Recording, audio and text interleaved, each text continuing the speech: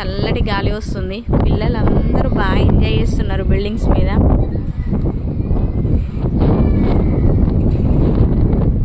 చూడండి ఫ్రెండ్స్.